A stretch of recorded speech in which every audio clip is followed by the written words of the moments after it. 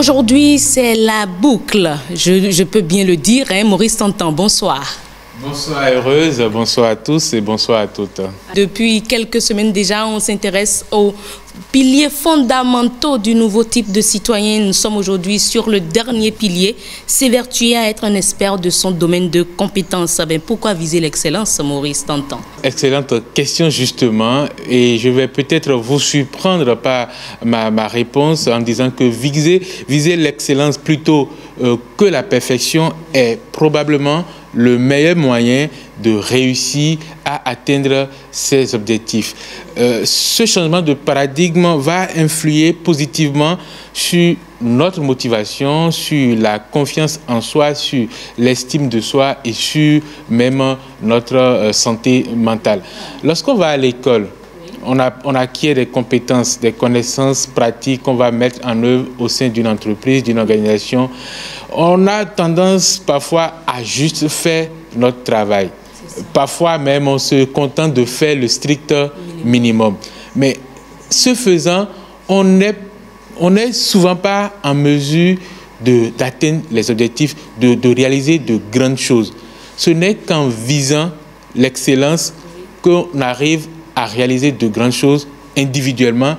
Et lorsque plusieurs personnes individuellement, en visant l'excellence, arrivent à réaliser de grandes choses, la nation entière devient une grande nation qui réalise de grandes choses.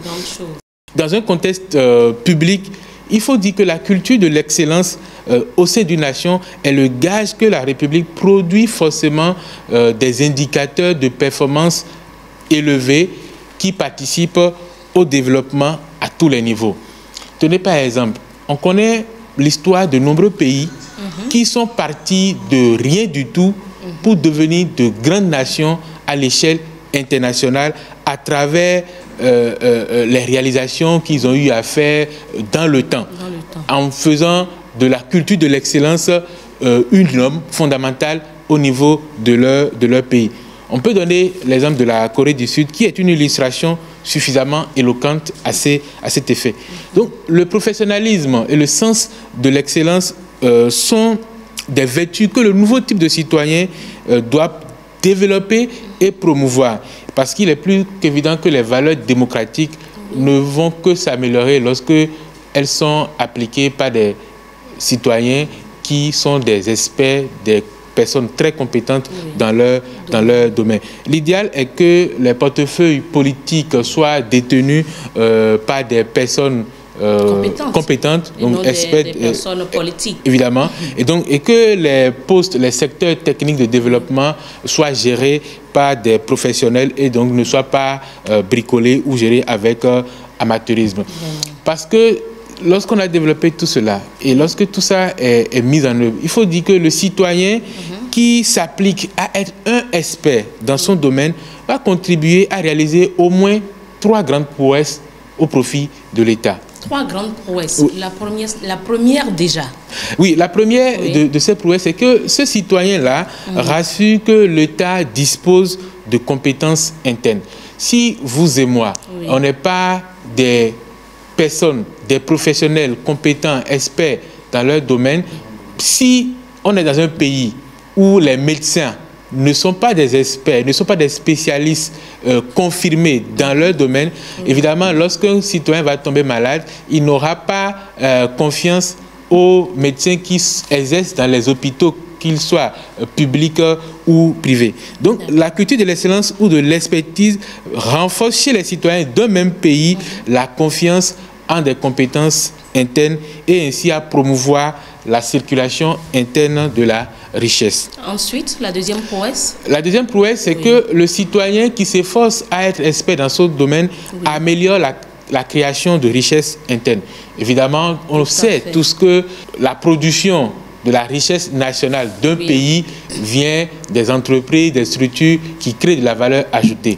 Donc, et cette valeur ajoutée ne sera créée que par des personnes éminemment compétentes, qui disposent de connaissances confirmées dans les domaines. Quand on prend les grandes nations, ce sont les pays qui ont les meilleurs spécialistes, qui gagnent les meilleurs prix dans tous les domaines, en tout cas dans un certain nombre de domaines.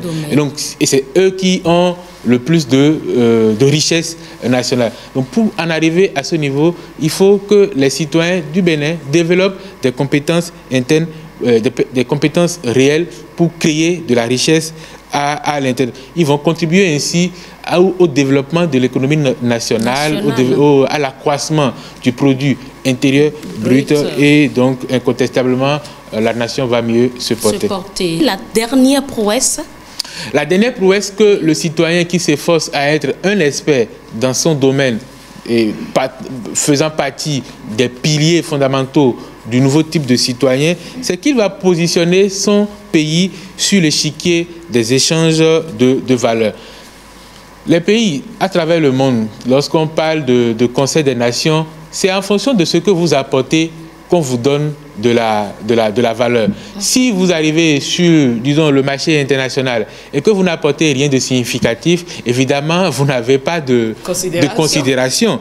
Donc, il est clair que sur l'échiquier international, il est plus facile pour un État d'influer sur les décisions, sur les cours du monde, lorsqu'il compte significativement dans la réalisation des objectifs globaux. Je vais donner l'exemple de Taïwan, qui fabrique environ 53% des semi-conducteurs du monde. Les semi-conducteurs, ce sont des composants qui sont indispensables dans les téléphones portables, dans les tablettes, dans les ordinateurs et autres montres connectées. 53% sont fabriqués par Taïwan.